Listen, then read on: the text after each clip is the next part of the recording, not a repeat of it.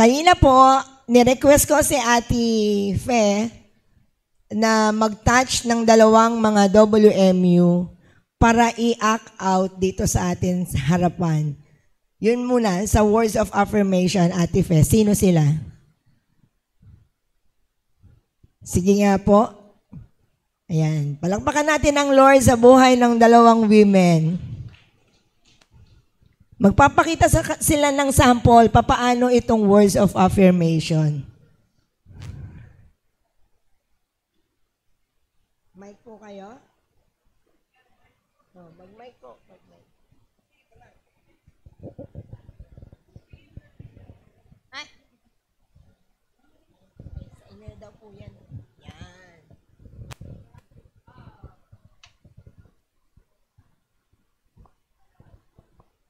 Ciao. Pagas ako. Wala akong boses. Action! Okay, action. I love you. I'm proud of you. Thank you. I appreciate you. I believe in you. I couldn't do this without you. I feel so loved when I see you. I'm cute. I love you and I love. And I really love the new outfit. Wow. Sexy. I impressed. It impressed me when you are so special to me. Special. You are the best. You inspired me, You inspired me, madam. You look amazing. And then, I love myself, of course. I love myself. I love being your partner. Partner. Ayan. I miss you. I trust you. I make my heart sing. Ay, nakikita. Ayan. Okay. Thank you po. Palakpakan natin sila ulit. So, napakarami pong pwedeng gamiting mga words to affirm someone. No, even the small things na ginagawa nila sa atin, pagka nararamdaman nila na na-appreciate natin po yun, talagang nakakataba ng puso. Di po ba? Sino ba naman ang hindi matutuwa pag sinabihan ka ng thank you doon sa maliit na bagay na binigay mo sa kanya? No po, kanina po, mamaya ko gagamitin example yon. So, yun po, ang isang verse sa Bible na kailangan po nating laging tandaan. Proverbs 16:24. Kind words are like honey, sweet to the soul, and healing to the bones. So, kailangan pa bang explain yan?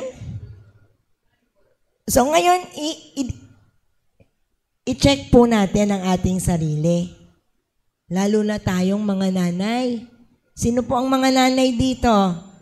At may mga pasaway na anak.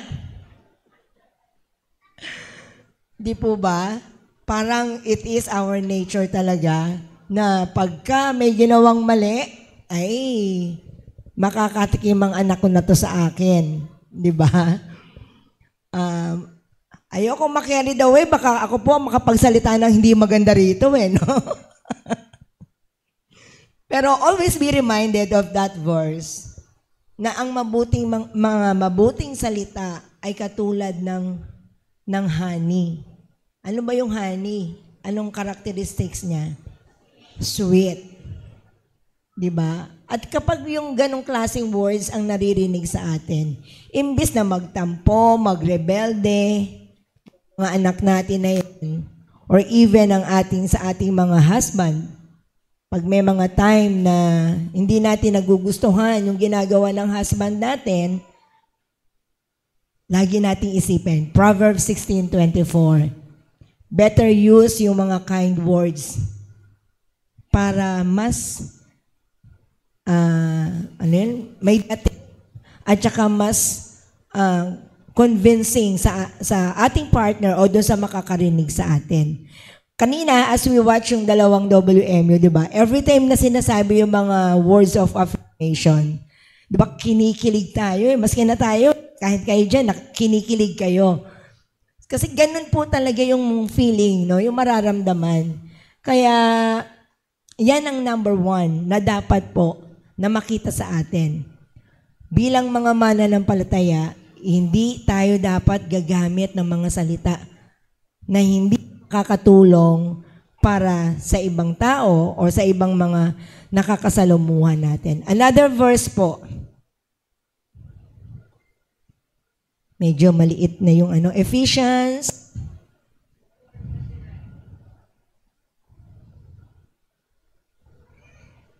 Yan, Ephesians 4:29. Basahin nga po natin lahat yan. Kaya ba?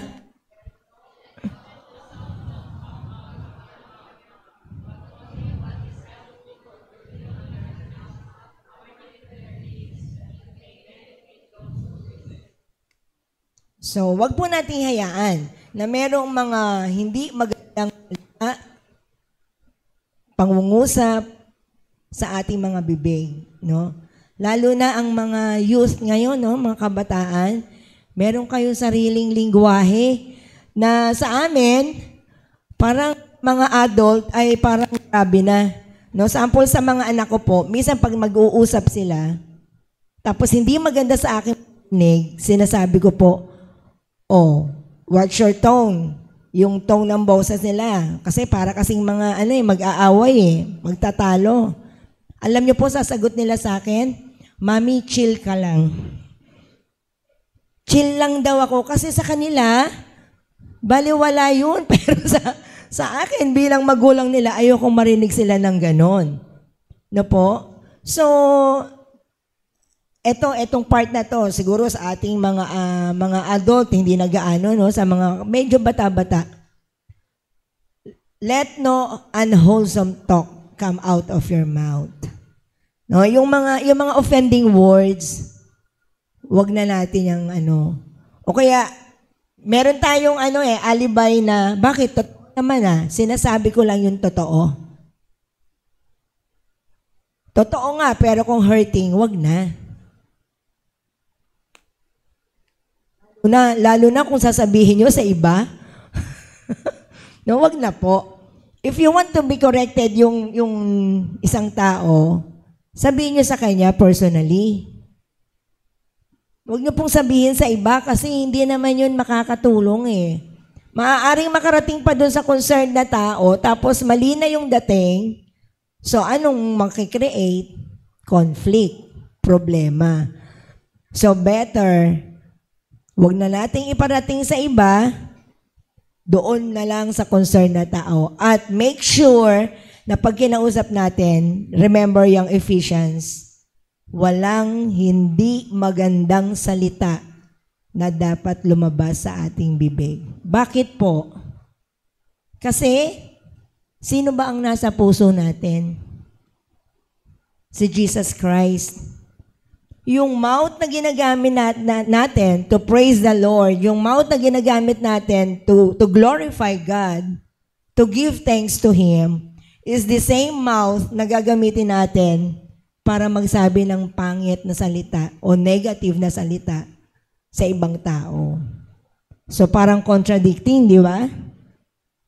Isang maganda at isang pangit lalabas sa ating bibig, hindi po makakabigay ng kaluwalhatian sa Panginoon. Okay. So, tandaan po natin yan. Second act, second word.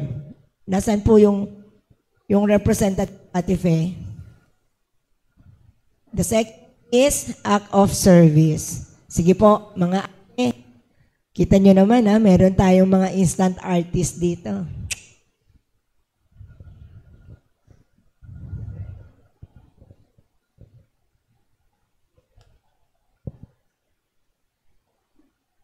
Ready? Action!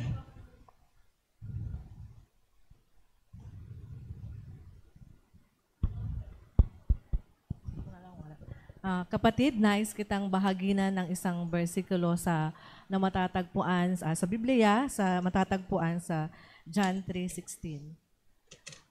Basahin natin. For God so loved the world that He gave His only begotten Son, that whosoever believeth in Him should not perish but have an everlasting life.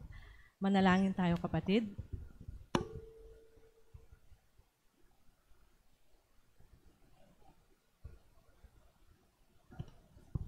So yung naibigay po sa amin is act of service. As a Christian po, isa po sa paraan na pagbibigay po natin ng pagpapakita ng pagmamahal natin sa kapatid natin is to pray for them and i-share po natin lagi yung word of God. Yun po. Okay, thank you, ate. Palakpakan naman po natin sila. Yan. Simula po nung na-receive natin yung love ni God, yan yung ultimate purpose ng life natin talaga, is to share din yung love na naranasan po natin. Di po ba? Pero hindi lang din doon natatapos yun. Diba? Kasi parang ang mga Kristiyano po kampante na pag naligtas na eh. Ligtas na ako, save na ako, tapos na. No? Okay na ako dito. Hindi po ganun yon. Hindi doon natatapos yon. Let's see po yung next verse. Nababasa niyo po ba? Sige po. Sa my little children, let us not love in word or talk, but in deed and in truth. Sa 1 John 3:18 po iyan. Isa din po yan sa favorite verse ko. Kasi we are called not only to experience yung love ng Lord, but also to share yung love ng Panginoon. Pero, ano pong sabi dyan? Not only in word.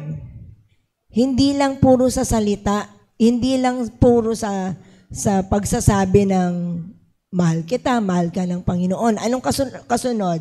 In deed and in truth. Kailangan merong paggawa.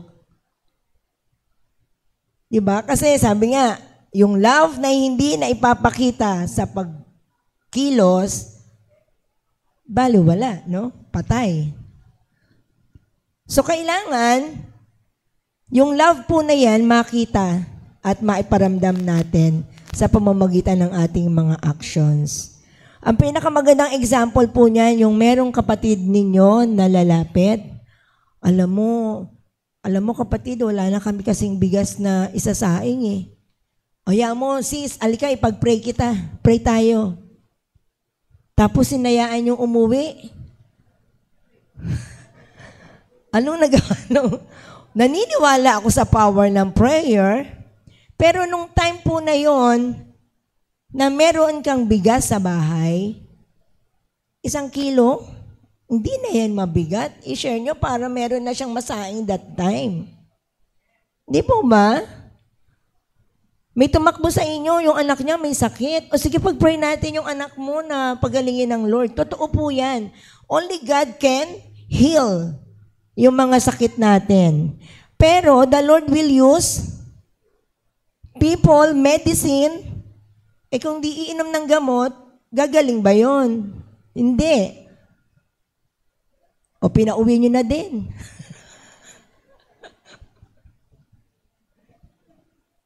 Di po ba? Si Jesus Christ, nung panahon po niya, every time na mayroong idudulog sa kanya na may sakit, anong ginagawa ni Jesus? Di ba? Pinupuntahan niya nga sinasamahan niya sa bahay eh. Yung babae na humawak sa laylaya niya, naramdaman niya eh. Meron siyang ginawa. Although, wala tayong power to heal, pero we can be an instrument para doon sa mga tao po na lumalapit sa atin. Yan po yung ibig sabihin dyan na indeed. No, hindi lang puro I love you, hindi lang puro mahal ka lang Panginoon. If we can do even small thing lang, let's take the action. No po. Ang pastor namin, nag-share po sa amin one time, may lumapit sa kanya na, Pastor, uwi po ako sa probinsya kulang po yung pamasahe ko. So napaisip daw si pastor, ihingi ko pa ba ito sa board, sa church? Pagdukot niya, may pera siya. Sabi niya, naisip niya, bakit ko pa dadalhin sa church? Kung ako naman, kaya kong mag-share ng kung anong meron ako. So, ganun lang po yun, no? Kasimple. Act of service. Kahapon po, kagabi, nagpunta kami sa isang lamay ni Nanay Nena na taga NCWMU, 90 years old. Alam niyo po, yung mga nag-testify sa buhay ni Nanay Nena, sobrang na-bless ako. Kasi, shinare nila how Nanay Nena touched their lives doon sa maliliit na bagay na ginagawa ni Nanay Nena sa kanila. Merong nag-share, may tindahan siyang tinayo, ang kuryente malayo, eto na si Nanay Nena, may extension na dala. No, yung mga maliliit na bagay. Kaya ako po hindi naniniwala na, wala akong pera, I cannot share.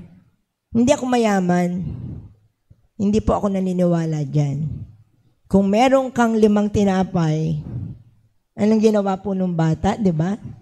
Inalaw ang Lord. Ano nangyari sa 5 tinapay at 2 isda? Dumami ng dumami. Di ba? At may sobra pang ilang basket? 12.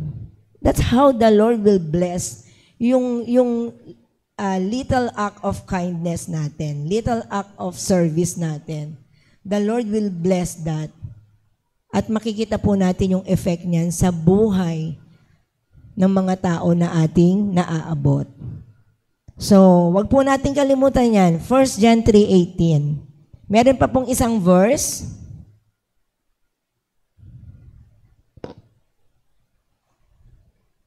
Galatians 6:10. So then, as we have opportunity, let us do good to everyone, and especially to those who are in the household of faith. So may this verse be a reminder to us na sa bawat opportunity na dumadating po, huwag nating palagpasin. I-grab natin palagi. Kanina ko lang na-learn yun, no? Huwag nating gamitin na pala yung busy ako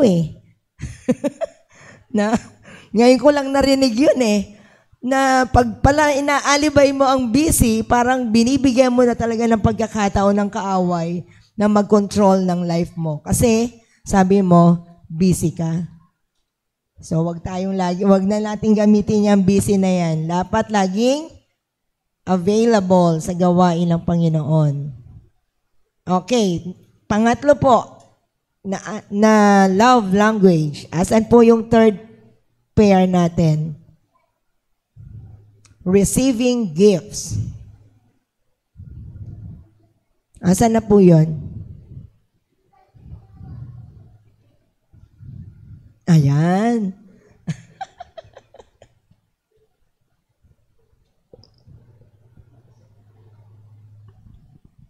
Hello? Hello, Nay. Nabalitaan ko po na nagkasakit ka daw. Maraming salamat kay Lord at ikaw ipinagaling, Nay. Mayroon po akong munting regalo po sa inyo. Nawa, tanggapin po ninyo ito. Nanay.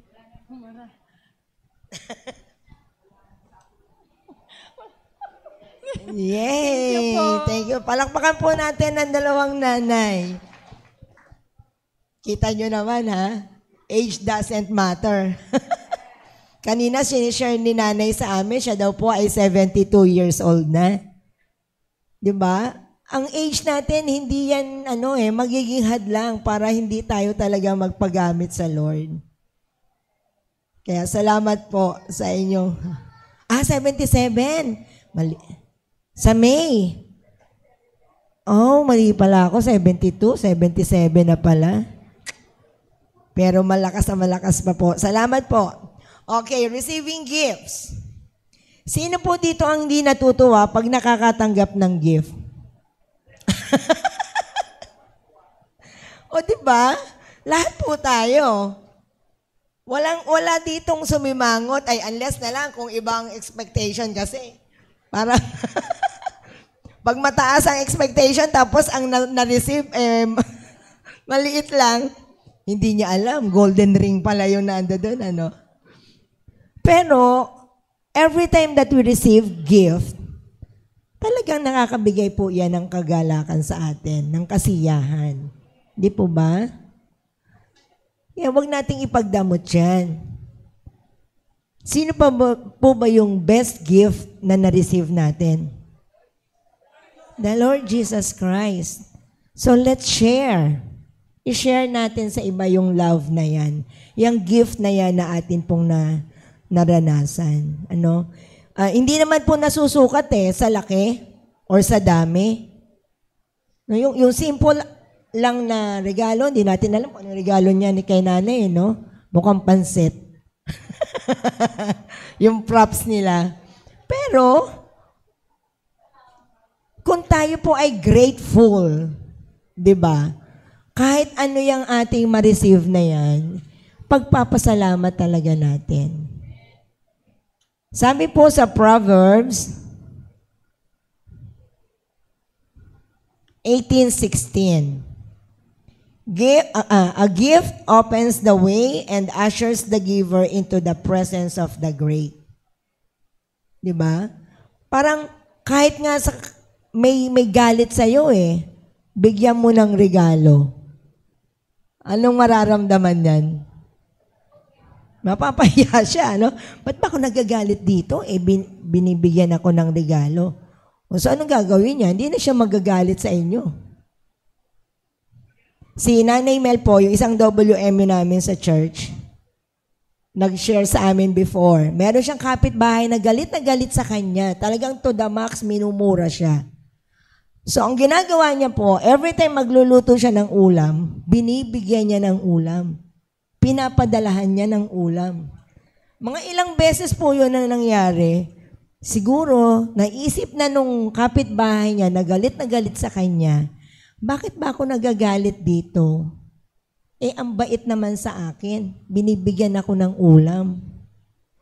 Alam niyo po, one time, pinuntahan siya sa bahay at nagsorry sa kanya. Nagpaliwanag at nagkaayos po silang dalawa. Meron bang dahilan para yung mga galit sa atin ay balikan natin ng mali din or masama? Gantihan? Meron bang puwang yan sa mga mananampalataya? Kapag tayo po ay gumagante sa mga gumagawa sa atin ng mga mali, nakakasakit ng ating damdamin, baka wala si Kristo dyan sa puso natin.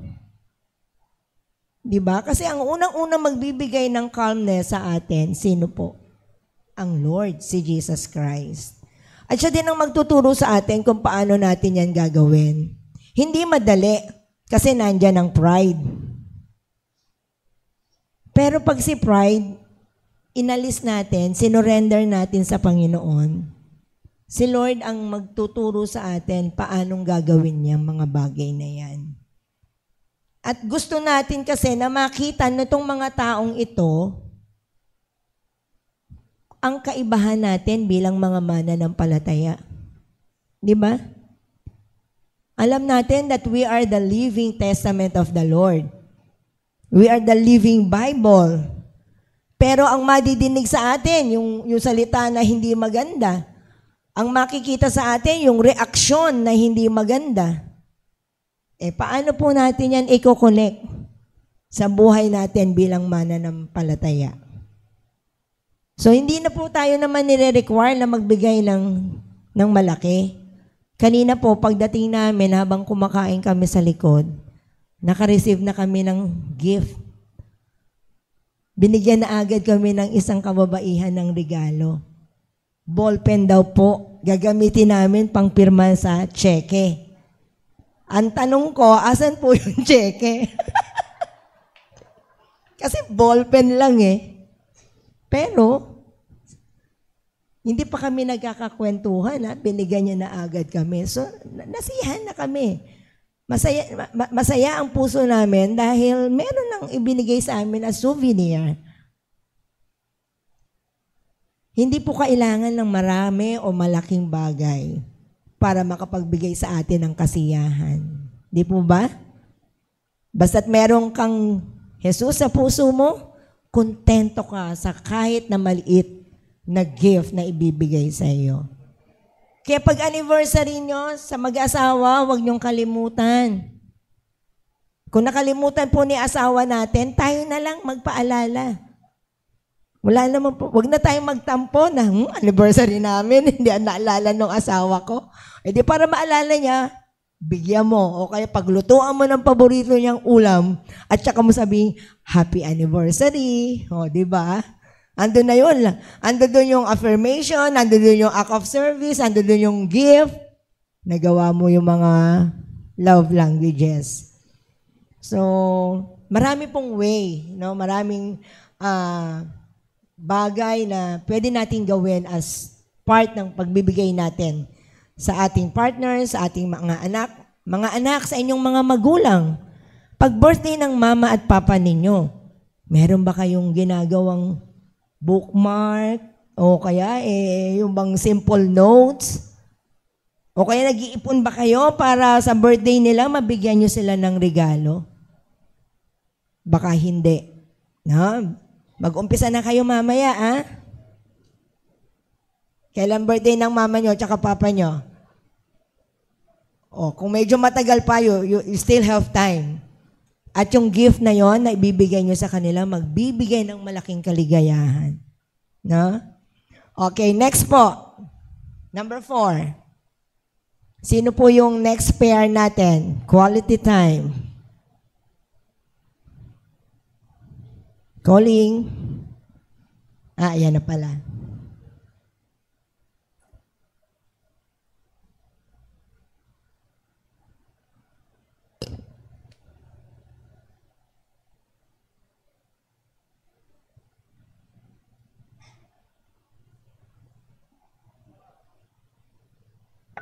O kapatid, tila ba yata malungkot ka? Alam ko, mahirap. Ngayon nandito ako para makausap mo. Okay lang ba na mag-usap tayo? Halika, maupo tayo. Okay. Alam mo ba kapatid, kahit gaano kahirap ang problema na pinagdaraanan mo, sabi nga ng Panginoon sa Isaiah 41:10 na, huwag tayong mangamba, huwag tayong matakot. Siya ang Diyos na tutulong sa atin, magpapalakas sa atin. At sabi din niya doon sa Isaiah 66:13 na, aaliwin kita sa Jerusalem tulad ng pang-aliw ng ina sa kanyang anak. So, ang mga itong mga salita ng Diyos na ito ang makakapagpalakas sa iyo at makakapag-aliw sa iyong damdamin na nalulungkot. At sabi nga rin sa Hebrew 13:5 na hindi kita iiwan, hindi kita pababayaan. So ang mga pangakong ito ng Panginoon kapatid ang siyang magbibigay sa iyo ng assurance na hindi ka mag-iisa. At sabi nga rin sa Psalm 34:18 na siya ay sumasa atin sa panahon na tayo ay nagdurusa. Sasamahan niya tayo. Sabi rin sa Luke 1:37, walang imposible sa Panginoon. Kaya niyang gawin kahit imposible. At eto, tandaan natin kapatid na ang lahat ay dumanas ng problema. Ang lahat ay nakaranas ng problema. Pero bibigyan niya tayo ng lakas. Sabi sa 1 Corinthians 10:13 na siya ay magbibigay ng lakas sa atin upang mapagtagumpayan at makayanan natin ito. So halika, manalangin tayo. Ama naming Diyos, nilalapit ko po ang kapatid. Kung ito sa iyo, alam niyo po ang kanya pong pinagdaraanan sa oras na ito. Kilala niyo po siya by name at sa kanyang personalidad, Panginoon. Di ko man po siya kilala ng lubusan, ngunit ako po ay sigurado, Panginoon, na alam mo po, Panginoon, nihidla po ng kanyang buhok ay bilang mo. So, ikaw po ang bahala, Panginoon Diyos, na kumilos sa kanyang buhay ang iyong kapangyarihan ay maranasan niya na sa panahong ito na siya po ay nalulungkot, may pinagdaraan ng mabigat na problema. Kayo po ang aaliw, gaya po ng iyong pangako na hindi mo po siya papabayaan at iiwanan. At itong mga pangako mong ito, ang pangahawakan niya, Panginoon, sa kanyang buhay, tulungan mo po siya na magtiwala, ilagak ang buhay niya sa iyo sa oras na ito, sa panahong ito na siya po ay may pinagdadaanan. Gamitin mo po ako pang maging daluyan po ng pagpapala sa kanya. Kayo po ang bigay ng kapayapaan, kapanatagan sa kanyang isipan sa oras na ito. Sa pangalan ng aming Panginoong Hesus, ito ang aming dalangin. Amen. So kapatid, nawa nakapagbigay sa iyo ng kalakasan ng mga salita ng Diyos na naibahagi ko sa iyo. So, okay lang ba na mamasyal tayo? Oo, Tara, salamat sa oras na binigay mo sa akin, Kabs. Ay malaking karangalan para sa Panginoong Diyos na ako'y gamitin niya para maging kalakasan para sa iyo. So, bilang kapatid mo sa Panginoon, andito lang ako para sa iyo. So, halika, mamasyal tayo. Tara. Wag po kayong lalayo, ah. Mamamasyal daw po sila eh. Wag mo na kayong lumabas. Okay, palakpakan po natin yung ating dalawang kapatid. Alam niyo po, minsan, pagka merong lumapit sa atin, yun, ang katwiran natin na agad, ay, pasensya ka na, busy ako sa ibang araw na lang. 'Di ba? Pero nakita niyo kanina, doon sa kanilang demonstrate, nakita ni ate na problemado, mabigat ang loob siguro, naramdaman niya, we have that gift. Yung gift of discernment. I don't know kung ine-exercise niyo po yan. O baka talagang dinededman natin kasi para hindi tayo makatulong. No, pero dapat po, meron tayong ganyang gift. Nadidiscern natin kung ano yung nararamdaman at naiisip ng ating mga kapatid para tayo ay makapag-extend ng tulong sa kanila. So, na-sense niya na problemado, may mabigat na dinadala. Anong ginawa po niya? Sinira niya ng salita ng Panginoon, pinanalangin niya, at nung huli, sabi niya, pasyal tayo. So, na-appreciate ni ate yung effort. Sabi niya, salamat sa time mo. Totoo po yun no? Even sa family, ang mga parents sa mga anak, yung oras, yung 24 hours, parang kulang na kulang. Kasi nga marami tayong pinagkakaabalahan. Ayoko nang gamitin yung word tuloy na busy. Kasi busy tayo. Hindi po ba? Kaya may mga bata na naghahanap ng panahon sa kanilang mga parents. That's why marami ding mga bata, lalo tigit yung mga hindi lumaki sa iglesia, na wayward, no? Kung saan na nababarkada, kung ano-anong mga ginagawa sa labas. So better spend yung quality time nila dito sa church. Bring your kids, ang inyong mga apo, sa iglesia. No po? Para maganda to, no? Na-appreciate ko kanina yung sinabi po nila kasi na pag ganitong meron kayong tough back fellowship, sama-sama youth, at saka ang mga pastors and Baptist men, and then sa afternoon, meron kayong separate na time together na WMU, youth, mga Baptist men. Kasi po sa amin, usually half day lang Uwian na agad after nung fellowship ng lahatan. Pero maganda ito.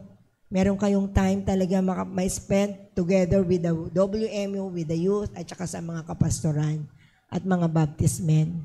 Quality time. Kailangan po ba mahabang oras? Hindi naman.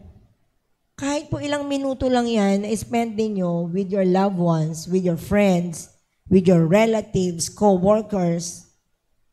Pag naramdaman po ninyo na kailangan nila ng someone na makakausap, di ba?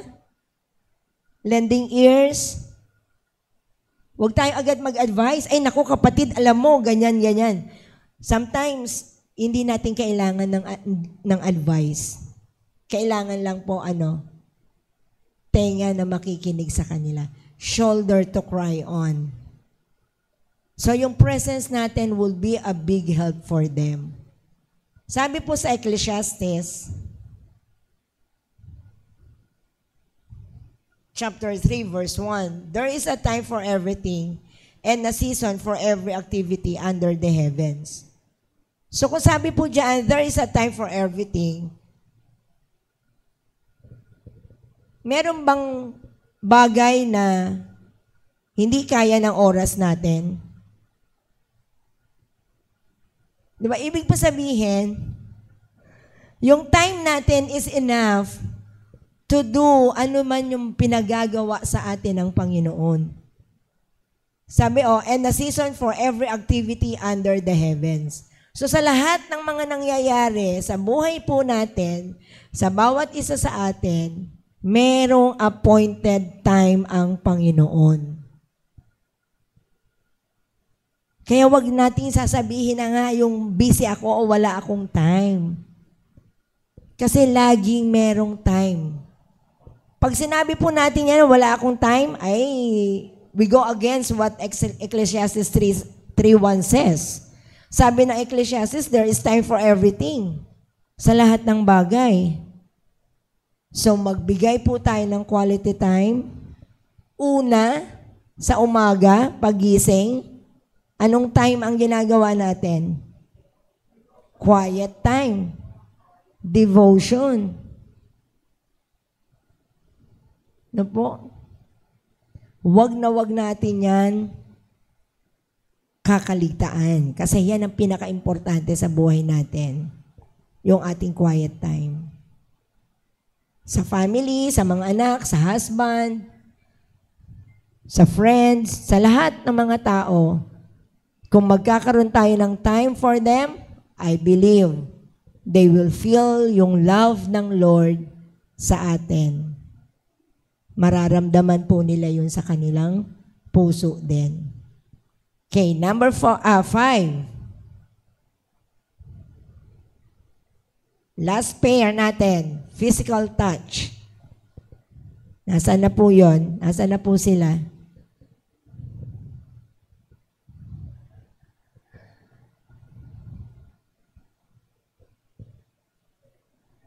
Natutuwa po ako kasi ever ready itong mga nanay natin.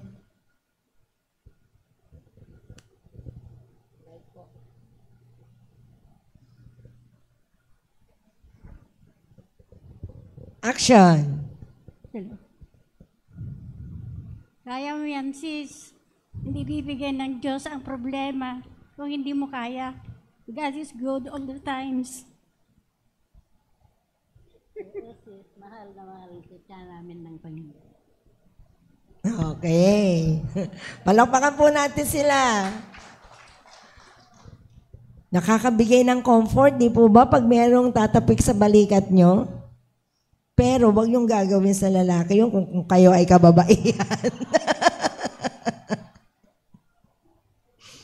Para sa atin lang po yun. Ang mga kalalakihan, syempre, bahala na sila doon. Ano po? Pero tayo, talaga, simple tap sa shoulder, napakalaking bagay niyan. So, maraming paraan, no? Kaya lang yung iba po kasi, may mga tao na hindi Oo, ayaw nila nung nahahawakan ba or nadidikitan. May taong ganon. So we have to learn. Kasi baka mamaya, bigla kayong sapakin yan kasi ayaw niya yon, di ba? So dapat kikilalalin din natin ang bawat isa. Pero kung talagang yung asawa po ng pastor namin, lagi niya sinasabi, ang love language niya kasi yung hahawakan sa kamay, sa balikat, So, na-appreciate niya yon. So, hindi lahat po tayo ganoon. Meron taong hindi gusto ng hinahawakan o kaya aakbayan bigla, no? Pero, sa mag-asawa, syempre, ewan ko lang kung may asawa na ayaw magpahawak. Nagpakasal pa kayo kung ayaw magpahawak. No? Pero, yung physical touch po na yan would be a big help para ma-assure natin yung partner natin, yung friends natin, yung someone na binibigyan natin ng love, na in-extendan natin ng love. Way yon para maramdaman po niya yon. Sabi po dito sa next verse, Proverbs 4:23, above all else, guard your heart, for everything you do flows from it. So any action na ating gagawin, galing yan sa puso natin. So always guard your heart. Baka mamaya may mali siya na yung pag-akbay mo.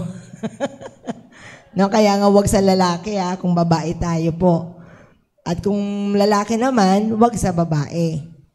So always guard our heart. Kasi diyan nagmumula lahat. Sasabihin natin, gagawin natin, lahat nagmumula sa ating mga puso. Okay, review po tayo. Ano yung 5 love languages? Una? Second? Third? Fourth? 5? Okay. Yan po yung mga love languages na pwede nating gawin bilang mga tao at mananampalataya. Pero gusto ko pong i-focus natin ang ating mga puso't isipan ngayon sa best expression of love.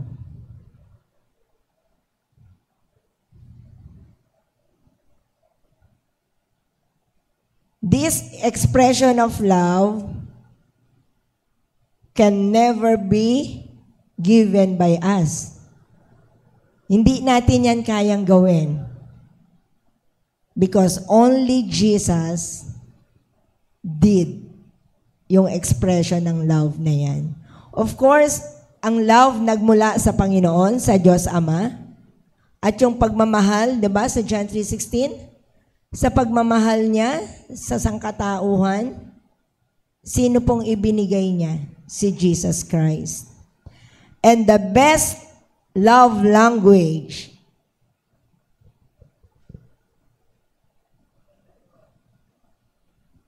wala na pong iba. Pag lagi nating titingnan si Jesus, focus natin ang ating sarili sa Kanya, we can share yung love na yon na binigay po sa atin ng Panginoon. At magagawa natin lahat yung 5 love languages na diniscuss natin kanina kasi yun yung bunga ng pagmamahal ng ating Panginoong Hesus sa atin. We cannot do yung 5 yon kung wala yung love ni God sa atin. Kaya what is the best expression of love? Is share natin si Jesus Christ. Yung love ng Panginoon na naranasan natin. So for the last 2 verses, gusto ko lang pong i-share ito. But God demonstrates His own love for us. Romans 5:8.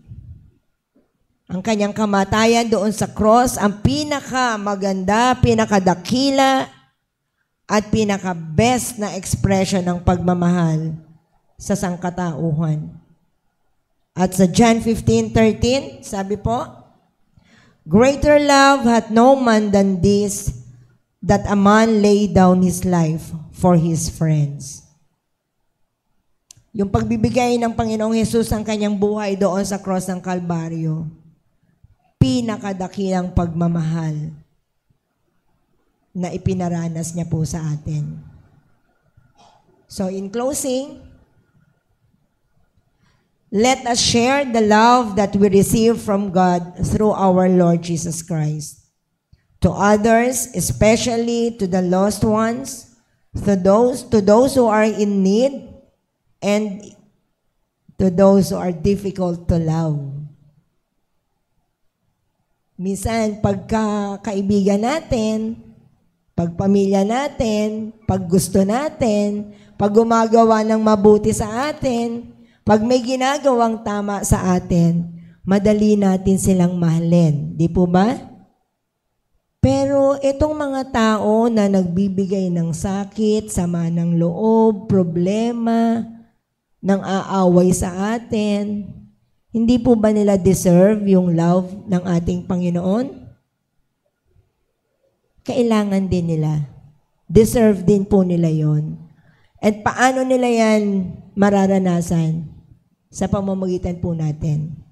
Bilang mga kababaihan, bilang WMU, yan po ang pinaka-purpose ng ating gawain.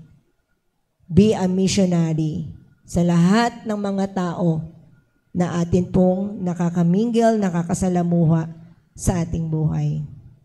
To God be all the glory, all for His praise, and in His service alone. Tayo po ay manalangin muli. Panginoon, marami pong salamat sa mga love languages na amin pong natutunan upang mapatatag, mapatibay, Panginoon, ang aming relasyon. Una, sa aming husband, sa aming mga kapartner sa buhay, sa aming mga anak, sa aming family, sa aming mga friends, mga relatives, and even doon sa mga tao na hindi namin kilala, Panginoon. At lalo't higit doon sa mga tao na tinuturing po naming mga enemies. Father, Ikaw po ang patuloy na magpaalab nitong love na ito sa heart namin upang lalo po kami magkaroon ng desire, ng eagerness na ibahagi din ang love na ito sa kanila. Salamat, Lord, sa iyong expression ng pagmamahal sa amin. Walang iba ang iyong kamatayan doon sa cross. Lord, wag mo pong hayaan na makontento kami na kami nakakilala na kami sa iyo. Kami po ay ligtas na. Kundi bigyan mo, Lord, ng burden ang heart po namin na iyang pagmamahal na yan na amin pong naranasan ay maibahagi din namin sa ibang mga tao. Maraming salamat, Lord, for this time. We bring back all the glory and praises to your name. In Jesus' name we pray. Amen.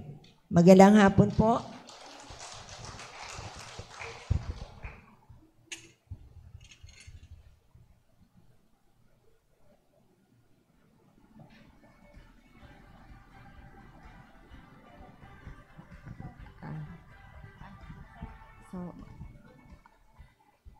Maraming salamat po, Ma'am Maybell. Na-bless po ba tayo? Ano pong take away? Ako po, to love even the difficult people. Ako po yung difficult one to love. Di po ba? Kasi kung minsan sabihin natin, napakahirap naman anyang mahalin. Pero, let us evaluate ourselves also. Baka meron ding mga bagay sa atin na mahirap din tayong mahalin. Di po ba? So, yun po ang aking takeaway. We have to love even the difficult people, the difficult ones to love. Ako po meron. Nandito po siya. Hindi po siya naka-yellow. So, maraming salamat po. Na-bless po tayo at meron po tayong iuwi sa ating family, especially to our husbands. Kasi ganyan pong mister ko eh. Minsan, kailangan ko pa po siyang i-remind, Daddy, anniversary natin. Sabi ko sa kanya. So, salamat po. Ako na po. Opo, ako po yung magre-remind sa kanya. Salamat po sa lesson. Hindi ko na po siya hintayin para hindi po ako ma-disappoint. So, tinatawagan po natin ng ating inspirational speaker. Kayo na po magbabasa ng aso. Ito mga partner namin eh. Ito 72, yung isa 77. Ako, matanda na rin. Okay. Ano nyo, ang gandang Ito, matagal ko na nakuha, pero young people words of affirmation. I love you, Daddy. I love you, Mommy. Birthday nyo ngayon. Tayo din. Husband. Kahit nakalimutan mo yung birthday ko. Okay. Words of affirmation. Ang galing, no? We love you, sis, for coming over. And then, acts of service. Acts of service, yung mga young people namin, hindi daw naghuhugas ng pagkain pag pinakain ni Sis Eunice. Yan. Acts of service, maghugas din ng pinagkainan sa church. Ganun ba? Receiving gifts. Dapat, nakasimangot sa akin yung mga young people namin. Ina-example ko lang. Hindi yan, hindi yung pampababa ng inyong moral. Ano yun? Oo, dapat matututo. Nakangiti lang. Receiving gifts. Pag receiving gifts, kasi daw, pag nagbibigay at sinabing thank you nung binigyan, nai-encourage na nagbibigay pa rin. O, kung hindi man nagsabing thank you, hindi man lang nag-thank you, diyak to kay kanon. Ayoko nang pakainin ng mga young people namin kasi di man sila mag-thank you kay Ate Eunice. We always say thank you. Oh, yan, ganyan. Oo. Oh, yun, ganon. Affirmation yon. Di yakapin nyo rin, ganon. Quality time, ay, ang ganda. Ang ganda ng quality time. Ito, kayo together. Uy, Marco, bakit ka nakasimangot? Walang hindi act of affirmation yan. Receiving gifts, yon ang galing. Pag binigyan talaga ako. Quality time. Kahit 5 minutes lang, okay na yon. Kahit 10 minutes. Mas maganda kung 24 hours. Mukhang wala na yata nakapagbigay ng quality time. Physical touch. Oh, physical touch yan. Pero yung people, may physical touch daw. Mang girlfriend, sinapak ka pa. Okay, ha? Ako, gustong-gusto ko yung hinahawakan ng ganon. Oh, dito sa atin, okay lang yun. Babae. Okay? Pero yung lalaki, sabi, sinong bakla sa kanila? Oo. Kasi yung mga, di ba? Kaya, mamili kayo. Pwedeng lahat yun. Pakita natin. Buti na lang nandito, karamihan yung young people namin nandito, kaya tuwan-tuwa ako. Sana nakinig kayo, ha? Oo, expression of love. Bakit ba ako napunta doon? Oo, dilat ang mata. Okay, ha? Dilat ang mata kahit natutulog kayo, ha? Oh, galing. Okay. Ito na. Tarlac Association of First Baptist Churches, Tarlac, Philippines, Certificate of Appreciation is hereby presented to Sis Maybell R. Francisco in recognition of her invaluable service as our inspirational speaker during our Tough Back Association with the theme Languages of Love. Her inspiring message has immeasurably elevated the prestige and success of this event, leaving a lasting impact on all who are present. Kaya maganda talaga, present tayo. Mulat ang mata, ha?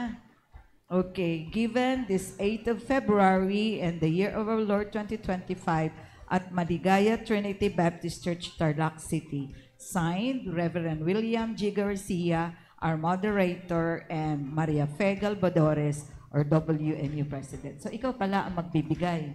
Kasi ikaw ang president. Okay, thank you so much. Okay. Nako, may special. Ito pa, meron pa. Meron pa. Oh, di ba? Our expression of our love to you is giving our gift and affirmation of our love. Sa'yo lahat yan. Hindi lang yon. Diyan ka lang. Pamasahin nyo lang yan, ha? Sis, halika rin dito. Sis, Ma'am C, ay meron ding regalo. Okay, eto. Sis, ayan. Asan si Sis Baby? Sis Baby, halika rito. Meron ka ring regalo. Okay, kala mo, ha? O, dito ka. Dito kayo sa gitna. O, yan. Meron pa. Meron pa. Kasi, there's more. This is for you, and this is for you. Ikaw, marami na eh. O, eto sa'yo, Sisa. From our, o yan. Ginawa ko ito, tagal niya na, nagbulo nung sinabi nila na ikaw yung speaker, sunflower. Bigay ko rin to eh. Kaya, maganda yun. Eto, galing sa Japan. Kaya sabi niya, bilhin mo ko. Kasi nakita niyo yung yellow tree. Yan. Galing yan. And the Ginkgo tree, magiging red dyan. So, yan. Kaya, thank you so much. Asa pa yung mga officer na naka-green? Halika. Sige, kami muna. 2, 3. Lahat na naka-green, punta kayo rito. Palakpakan nyo naman. Ito yung mga opisyalis nyo sa top back. Sa taas kayo para kita tayo lahat. Taas yung mga ibang naka-green. Kasya? Ay, sandali nga. Ate, iba't iba yung aking sinadampot. Ayan. Ayan, sige. Picture.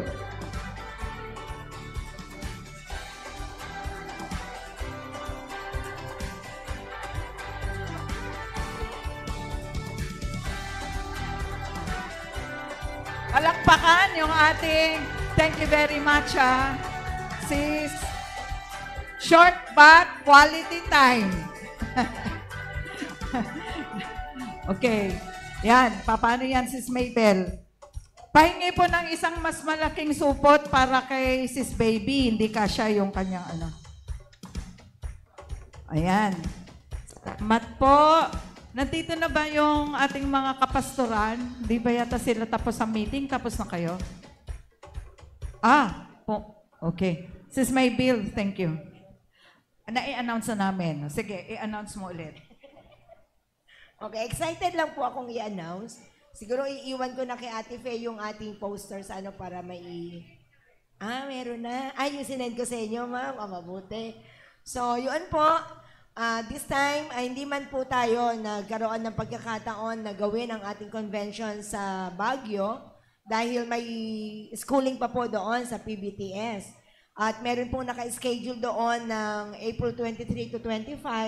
Hindi po kakayanin na mag-accept ng dalawang event.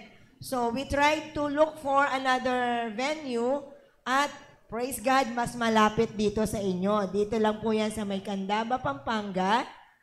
At maganda po, siguro nakita nyo na kanina, maganda yung place. At yung price natin, 3,500. Alam ko po, huwag nyong problemahin kung kayo ay walang pera. Manalangin lang kayo. The Lord has His own way to provide ang inyong mga pangangailangan. Yan po ay experience ng aking mga kananayan sa aming church. Pagka matagal pa, hindi ako makakasama kasi wala akong pera. Sabi ko sa kanila, pero meron po kayong puso na mag-join. Oo naman, so manalangin tayo. Nakakasama naman po sila. Kahit sa triennial, nakasama din sila. Kaya ngayon pa lamang po paghandaan na natin. April 23, 24, 25, Shepherd's Palace, dyan po sa May Candaba, Pampanga. Praying po ako and hoping na makasama kayo mga WMU ng Takbak. Siyempre sa pangungunan ni Ate Faye at ni Ma'am Ason. Marami pong salamat and God bless us all. Hindi, hintayin natin sila. Pastor, nandito na, Pastor William. Asan po yung mga kasama natin, Pastor?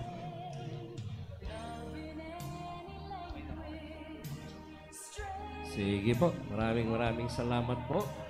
At sa mga programs and schedules, tayo po ay oriented na sa lahat. Of course, may update ba tayo sa TYF natin?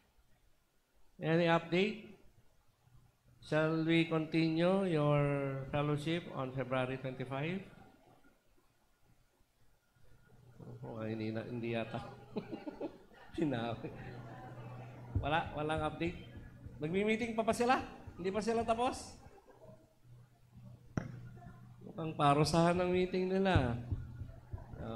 So anyway, kami po sa Baptismen ay yung program na every meeting natin, every execom meeting, at meron po kaming schedule na pag-aaral, 1 hour po yon. So, basta ang program, kagaya kanina, we will start at 9:30, at least 11, tapos na lahat ang ating worship.